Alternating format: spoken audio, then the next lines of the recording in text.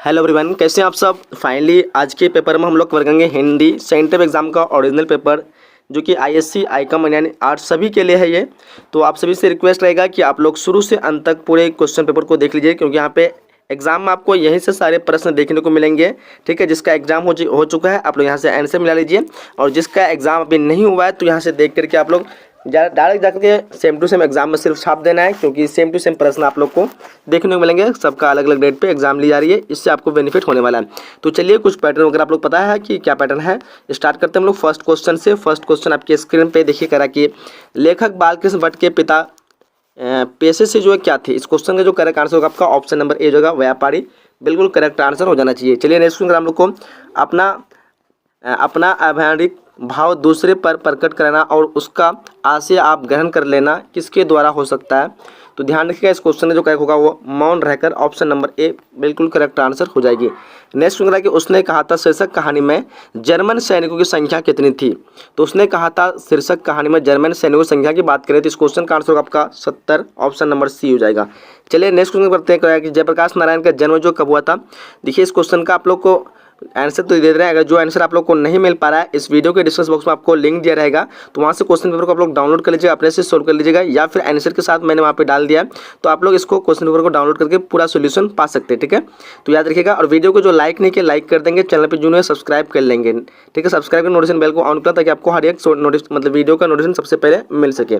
तो इस क्वेश्चन का जो आंसर हो जाएगा आपका 4 नंबर क्वेश्चन का ऑप्शन नंबर डी होगा, 11 अक्टूबर 1920, सॉरी 11 अक्टूबर 1902, ऑप्शन नंबर डी बिल्कुल करेक्ट आंसर होगा। चलिए नेक्स्ट क्वेश्चन बढ़ते हम लोग। कह रहा है कि संपूर्ण क्रांति का नारा जो किसने दिया था। संपूर्ण क्रांति का नारा दिया था वो दिया था आपका जयप्रकाश नारायण, सबको पता है, ऑप्शन नंबर ए बिल्कुल करेक्ट आंसर हो जाएगा। कह रहा है कि अर्धनारीश्वर शीर्षक पाठ के अनुसार नर में नारियां के गुण एवं तो इससे उसको मर्यादाहीन नहीं होती बल्कि उनकी पूर्णता में डैश डैश। तो यहाँ पे जो है क्या हो जाएगा, तो इस क्वेश्चन का जो आंसर होगा वो पड़ेगा आपका वृद्धि होती है, ऑप्शन नंबर बी जो है पूर्णता में वृद्धि होती है।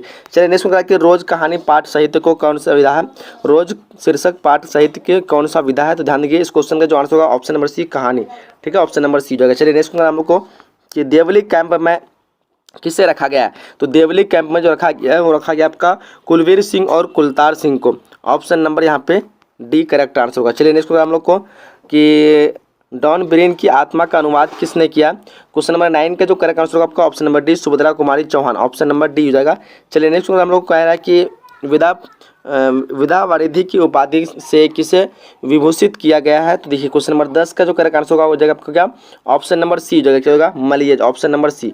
चलिए नेक्स्ट क्वेश्चन हम लोगों को कि हिंदी में चौपाई दोहा आदि की करवक शैली में निबंध प्रेमाखान्य काव्य किस भाषा में मिलते हैं। तो देखिए यहाँ पे इस क्वेश्चन का जो करेक्ट आंसर होगा वो हो जाएगा आपका ऑप्शन नंबर यहाँ पे बी हो जाएगा, प्राय मैथिली में, ऑप्शन नंबर बी हो जाएगा। चलिए नेक्स्ट क्वेश्चन दिख हम लोग को वहाँ सौ रतन सैनी अस राजा कहाँ सुआ असी बुद्धि उपराजा, यह पंक्ति किस कविता से ली गई है। तो ध्यान रखिएगा, इस क्वेश्चन का जो करेक्ट आंसर होगा वो जगह आपका पद सूरदास। चलिए नेक्स्ट क्वेश्चन हम लोग को कि दूष उल्लास किसकी रचना है। दूषण उल्लास जो है किसकी रचना है। 13 क्वेश्चन का जो आंसर होगा आपका भूषण, ऑप्शन नंबर ए हो जाएगा। चलिए अगले क्वेश्चन बढ़ते हैं।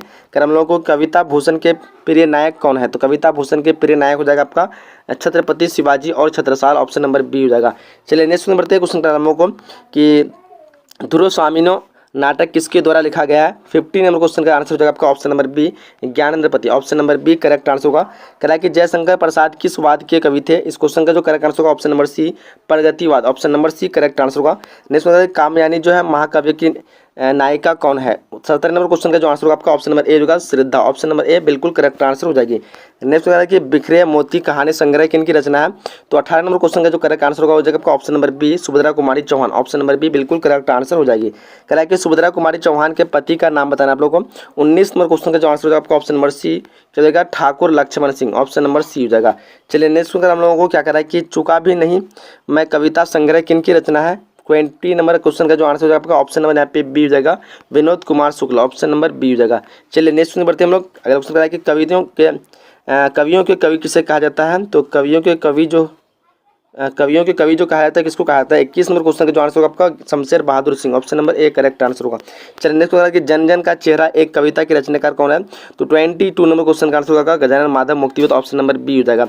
चलिए नेक्स्ट हम लोग को विराट प्रकाश एक क्रांति की ज्वाला एक यह पंक्ति किस कविता से है।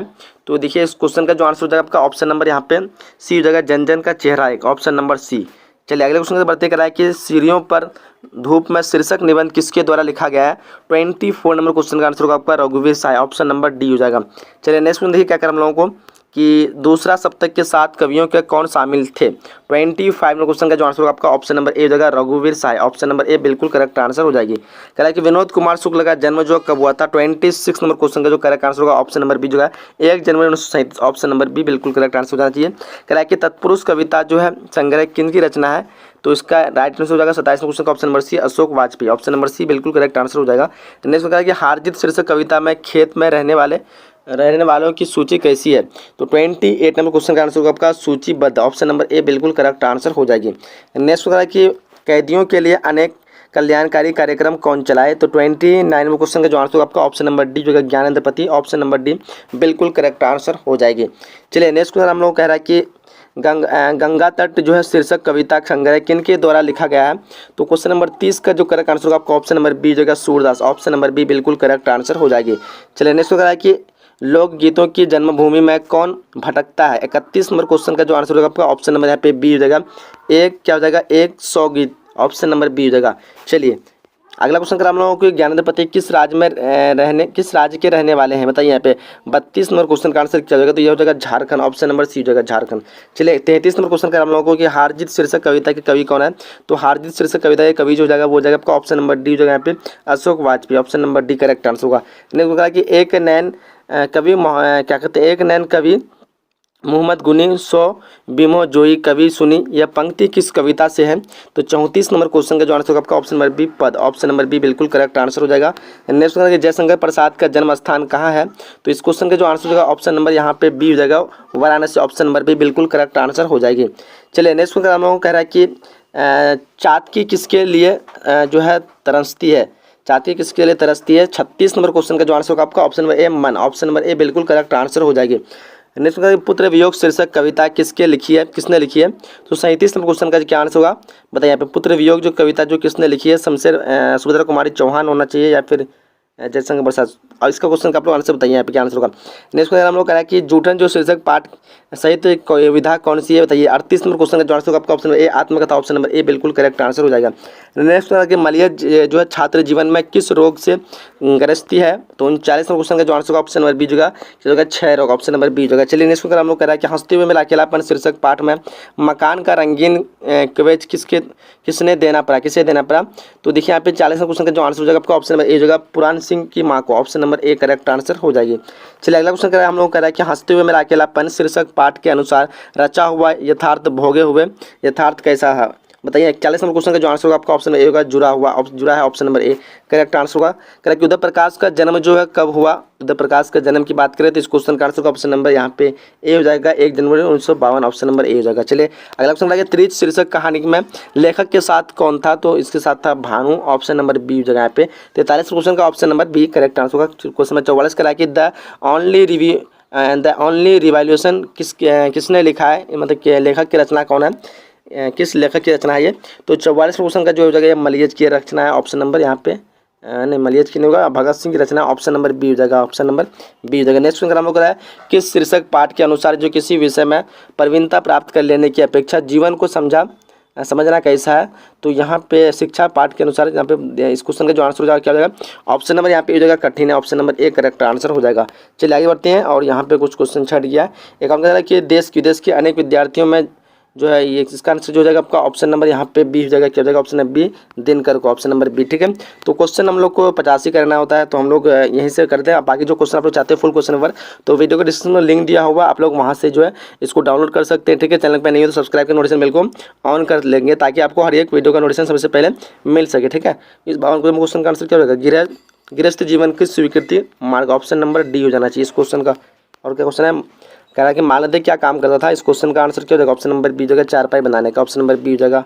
आम आदमी की निरूपिता लाचारी किसके लेखक के द्वारा होती है, इस क्वेश्चन का आंसर आपका ऑप्शन है बी अंतोन चेखव के, ऑप्शन नंबर बी हो जाएगा। पेशी शीर्षक पाठ में छोटी बच्ची का नाम क्या है देख लीजिए क्वेश्चन सब। शिक्षा शीर्षक पाठ में नेतृत्व समाज के निर्माण है क्या हो जाएगा, किसी कार्य की अपेक्षा किसी कार्य को प्रेम से करना, किसी कार्य को भार समझना, क्या कर रहा है ओ सदा निराप शीर्षक पाठ के जो है पाठ में जो है सरुयान क्या है, झरना, समुद्र, तालाब।